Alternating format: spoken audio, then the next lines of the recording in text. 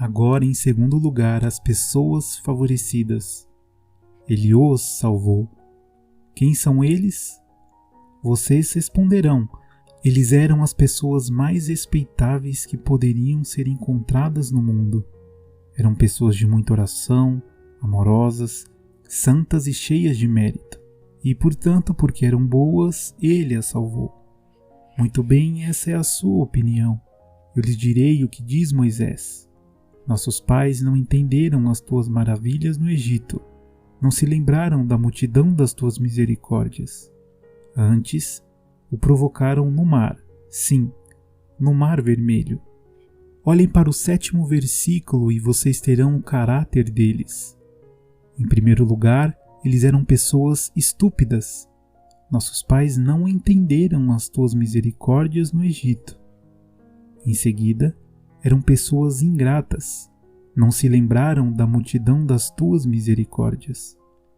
Em terceiro lugar, eram pessoas rebeldes. Antes, o provocaram no mar, sim, no Mar Vermelho. Estas são as pessoas a quem a graça imerecida salva. Estes são os homens e estas são as mulheres a quem o Deus de toda a graça condescende a tomar em seu seio e fazê-los nascer de novo. Observem, em primeiro lugar, que eles eram pessoas estúpidas. Deus não envia sempre seu evangelho ao sábio e prudente, mas aos nécios. Toma o nécio e lhe faz conhecer as maravilhas do seu amor agonizante. Caro ouvinte, não suponha que, em razão de você ser um homem sem letras e poder ler apenas com dificuldade, não suponha que, porque você tem sido criado em extrema ignorância e às duras penas aprendido a soletrar o seu nome, por isso você não possa ser salvo. A graça de Deus pode salvá-lo e iluminá-lo. Um irmão ministro me contou certa vez a história de um homem que era conhecido como um tolo em certa aldeia. Ele era considerado um cabeça oca.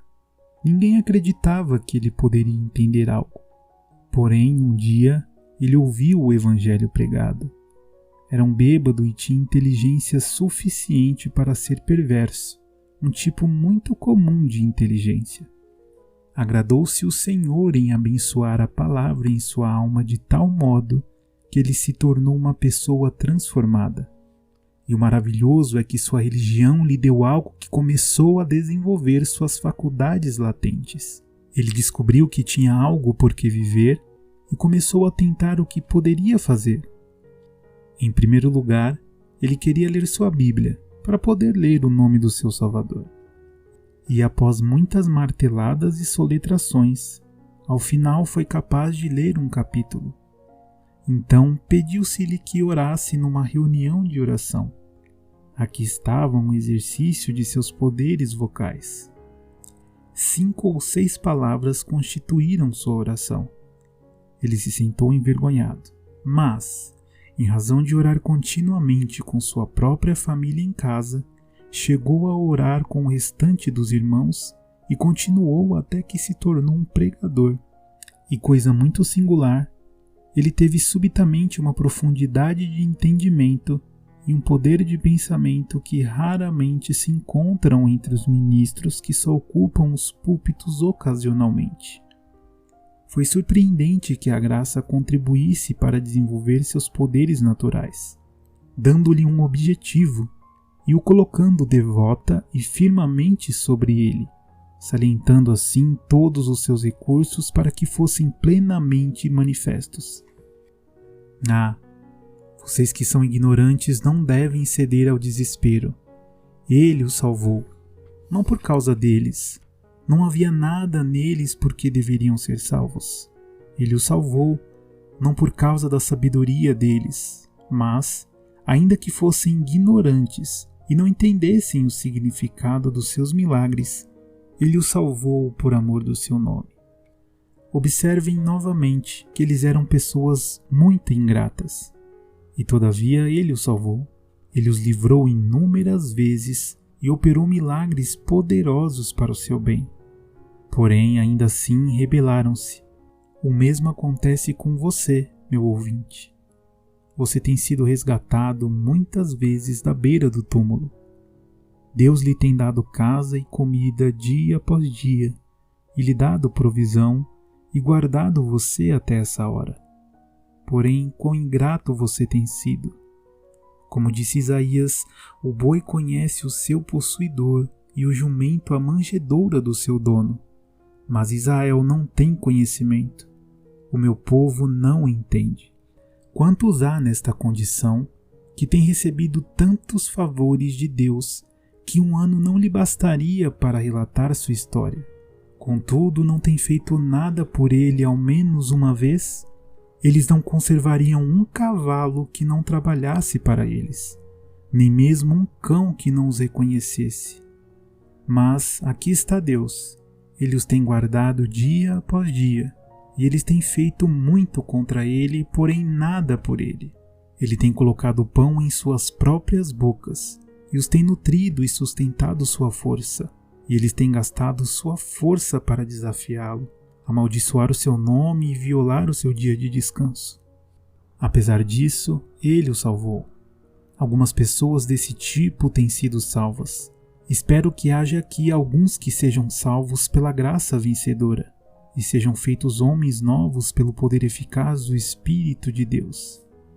Apesar disso, ele o salvou, quando não havia nada para recomendar neles, mas, ao contrário, toda razão para serem rejeitados por sua ingratidão.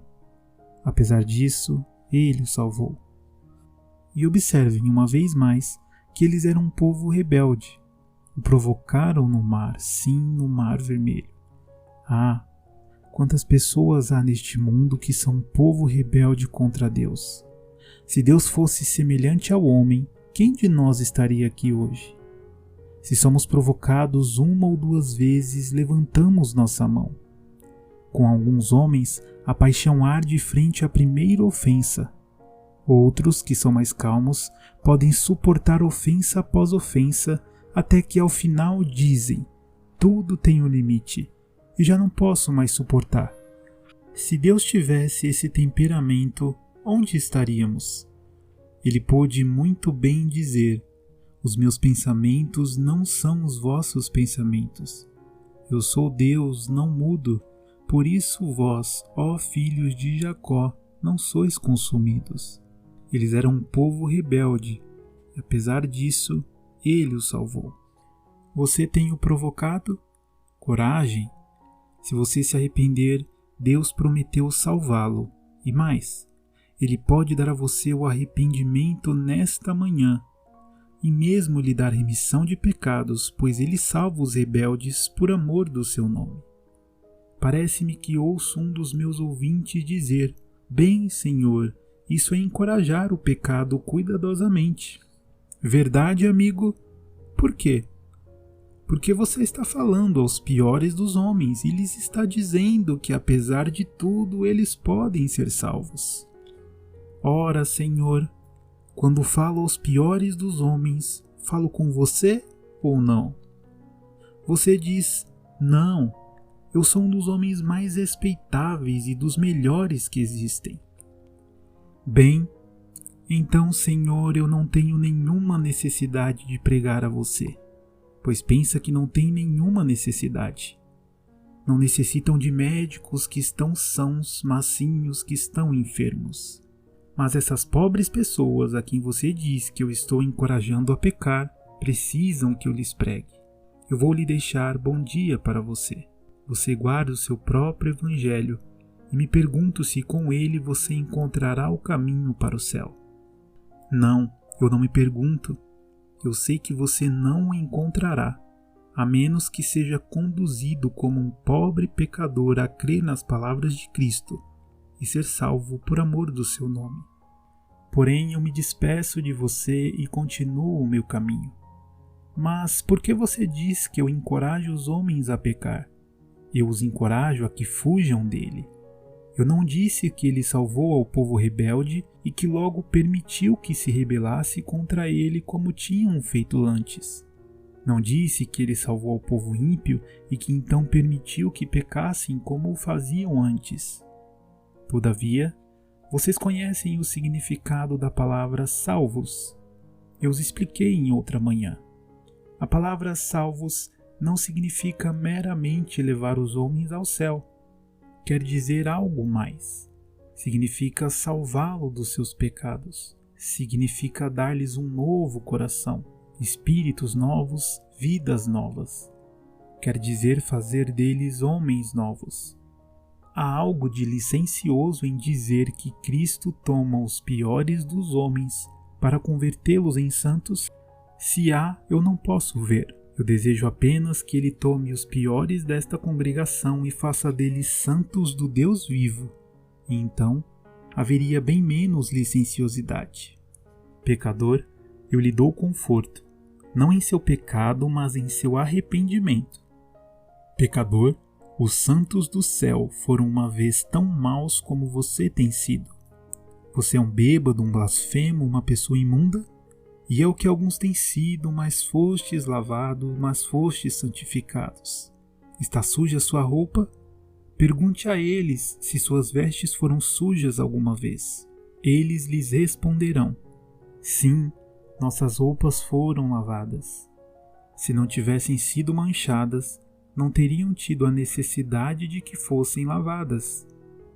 Nós lavamos as nossas vestes e elas foram branqueadas no sangue do Cordeiro. Então, pecador, se eram manchadas e foram salvos, por que você não poderia ser salvo? Não são suas misericórdias ricas e gratuitas? Então diz, minha alma, por que não por ti? Nosso Jesus morreu no madeiro, então por que, minha alma, por que não por ti?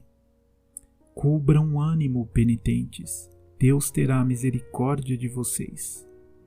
Apesar disso, Ele os salvou, por amor do seu nome.